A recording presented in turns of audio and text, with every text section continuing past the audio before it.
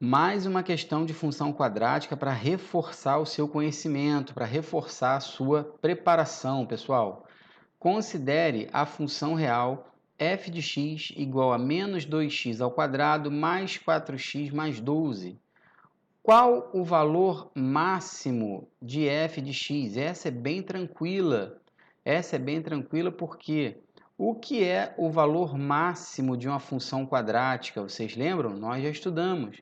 O valor máximo de uma função quadrática, ou mínimo, né? É simplesmente o y do vértice da função. E o y do vértice tem uma formulazinha matemática aqui, ó, menos delta sobre 4a. Lá na parte de gráfico da função quadrática nós estudamos. E por que que essa função ela admite um valor máximo e não admite um valor mínimo? Você lembra?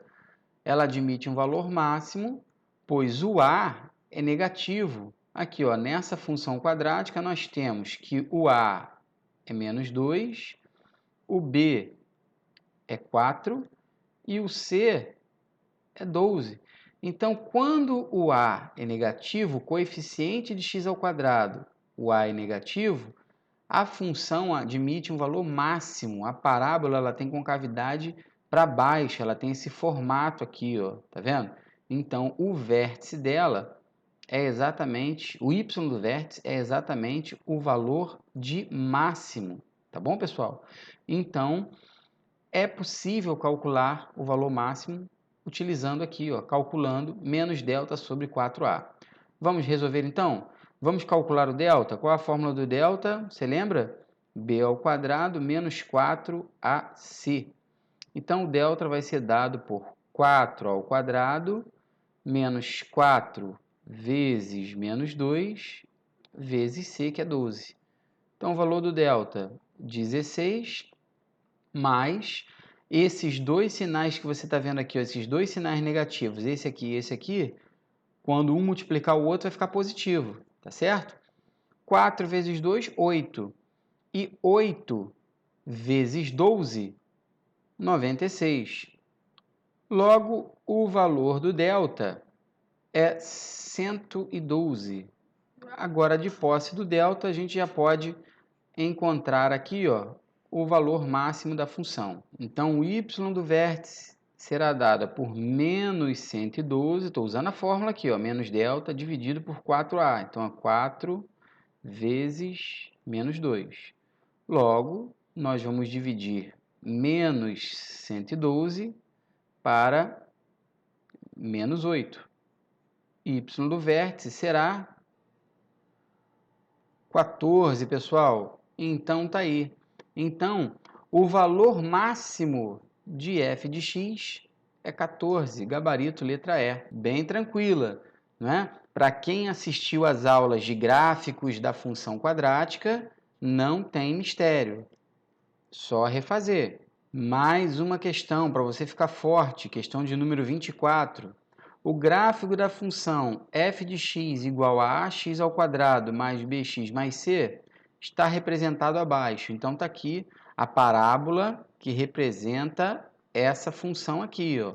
Sabemos que o gráfico de uma função quadrática é uma parábola, ok?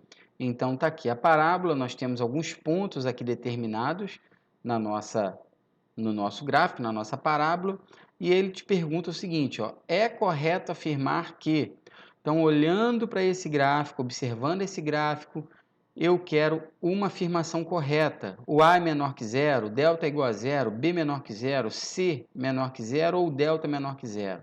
Bom, sem olhar para as opções, eu já vou escrever várias informações aqui, ó. Nós já sabemos que esse A aqui é que determina se a parábola ela tem concavidade para cima ou se ela tem concavidade para baixo. Quem determina o sentido da parábola é esse A. Se o A for positivo, a concavidade da parábola é para cima. Se o A for negativo, a concavidade da parábola é para baixo. Como no nosso gráfico a nossa parábola tem concavidade para cima, então eu posso afirmar que o A é maior que zero. Primeira coisa que eu posso afirmar, ó. Então, isso aqui é verdadeiro, o A é maior que zero, ok? Outra observação que nós podemos fazer, o termo C, o coeficiente C de uma função quadrática, é sempre o ponto onde a parábola corta o eixo de y. Se você observar bem no gráfico, a nossa parábola está cortando o eixo de y aqui, ó, no y igual a 3. Tá vendo? Então, esse 3 aqui é exatamente o C. Tá bom? Então, eu já posso afirmar que o C vale 3. Tá vendo? Então, só sabendo as definições, gente, estudadas lá na aula de gráficos da função quadrática, eu já posso afirmar isso. Tá vendo? O C, que é o termo independente da função, é sempre o ponto onde a parábola corta o eixo de y. Tá bom? A parábola está cortando o eixo de y no ponto y igual a 3. Portanto, eu posso afirmar que C é 3. Outra observação. A nossa parábola está cortando o eixo de x em 2 pontos. Você está conseguindo entender isso? Tá vendo? Que a parábola ela corta o eixo de x aqui, ó, no ponto x igual a 1 e no ponto x igual a 3. Bom, então, se a parábola corta o eixo de x em 2 pontos, isso quer dizer que essa função ela tem duas raízes reais e distintas. Toda vez que a parábola corta o eixo de x em 2 pontos, a função tem duas raízes reais e distintas. E isso acontece quando delta é maior que zero. Toda vez que uma função quadrática tiver duas raízes reais e distintas, isso quer dizer que o delta, o discriminante dessa função, ele é maior que zero. Você não pode esquecer disso.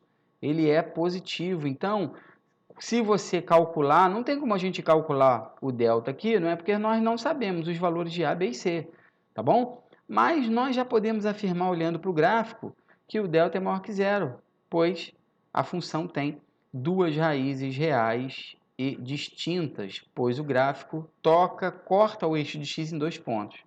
Bom, sabendo isso, pessoal, nós já podemos responder a nossa questão.